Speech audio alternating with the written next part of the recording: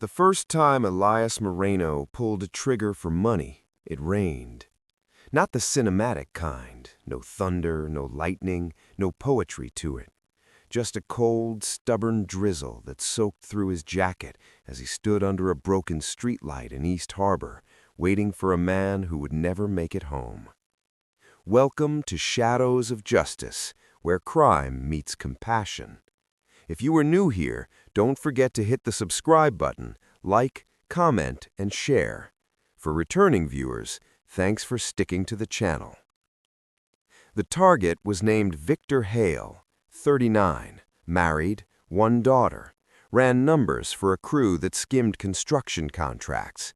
Elias didn't know any of that at the time. He knew the face from a grainy photo, the limp from the notes, and the promise of $5,000 in a plain envelope. When Victor stepped out of the bar, fumbling with his keys, Elias raised the gun, exhaled like he'd been taught, and fired once. Victor fell. The rain kept falling, and something inside Elias shut a door that would never fully open again. Elias told himself the same lie every contract killer tells himself at the beginning. This is temporary. He'd grown up poor, the kind of poor where hunger wasn't dramatic, just constant. His father drank himself into silence. His mother worked nights until her back gave out. Elias was smart, disciplined, invisible. Those qualities made him perfect for a line of work that rewarded obedience and anonymity. The jobs stacked up. 1 became 3, 3 became 10, 10 became a reputation. He didn't torture, didn't improvise, didn't kill kids or women if he could help it. Rules he pretended meant something. He sent money home, paid his mother's medical bills, bought his sister a car so she could get out of the neighborhood. At night, he drank just enough to sleep without dreaming. And then came the job he refused. The offer arrived like all the others, a burner phone, a voice with no accent, a meeting in a parking garage that smelled of oil and rot. The target this time was a man named Samuel Price, schoolteacher, 42, no criminal record. "That's the job?" Elias asked, keeping his face flat. "He talks too much," the voice replied.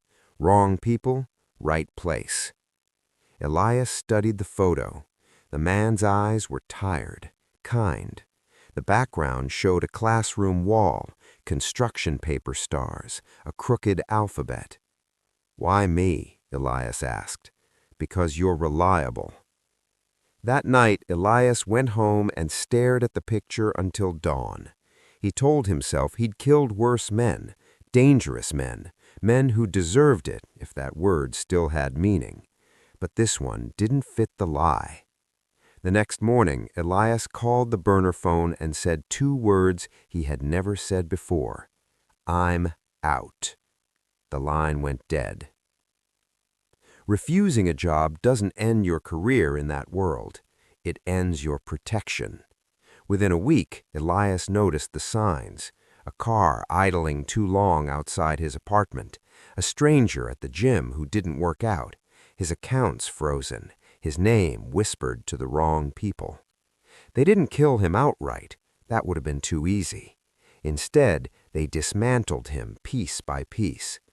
His sister's car was torched. His mother's insurance mysteriously lapsed before a surgery she desperately needed. A message was left under his door. No words, just a photo of Samuel Price walking his dog. This could have been simple.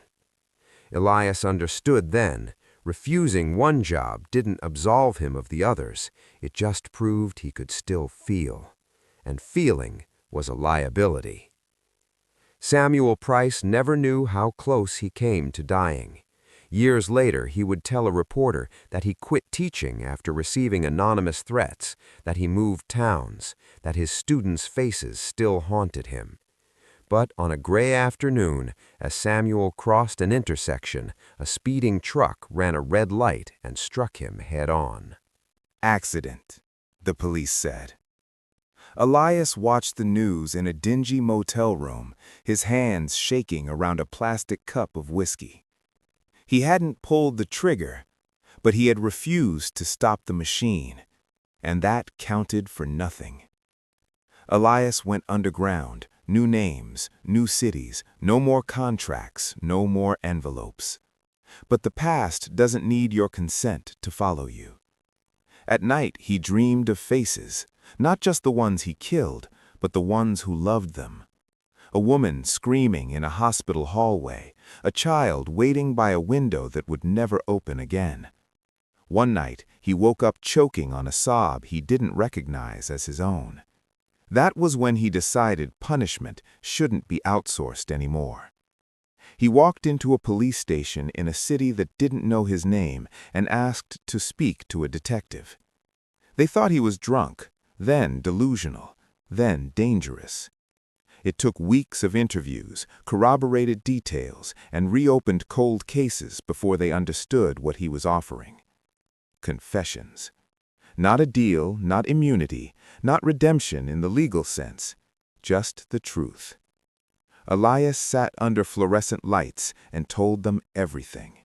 Locations, dates, names, payments. He drew maps from memory, corrected their files, answered questions without asking for breaks.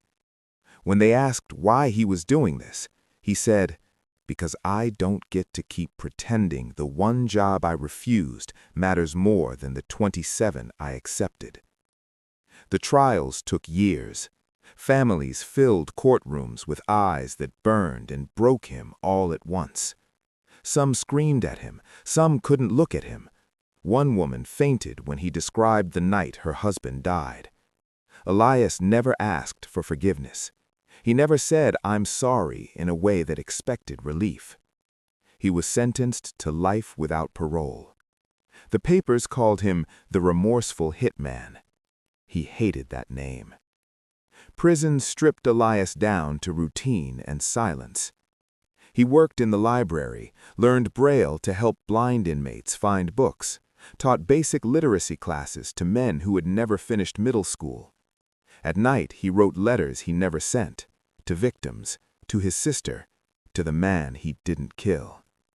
Sometimes he wondered if refusing that one job was selfish, a way to feel better without paying the real price. But the price came anyway, just slower. 20 years into his sentence, a reporter asked him the question everyone asked eventually. "If you could go back," she said, "would you still refuse that job?" Elias thought of Samuel Price's classroom, the construction paper stars, the way the system killed him anyway. "Yes," Elias said quietly, "because if I hadn't refused it, I would have died believing I was already gone." The reporter didn't write that part down. Elias Moreno died in prison at 68. No dramatic ending, heart failure. A guard found him slumped over a chessboard mid-game, a book open beside him. At his funeral, paid for by the state, no family attended. But months later, a package arrived at the prison library. Inside was a handwritten note. "I don't know if this reaches anyone who knew him," it read. "But I was one of the people who testified against Elias Moreno. He took my husband's life, and still, somehow, he gave me back the truth. That mattered more than I expected." Signed, a widow who finally slept. The hitman refused one job and spent the rest of his life paying for all the others. Not because the world forgave him, but because at the very end he finally stopped running from what he'd done and stood still long enough to let it hurt.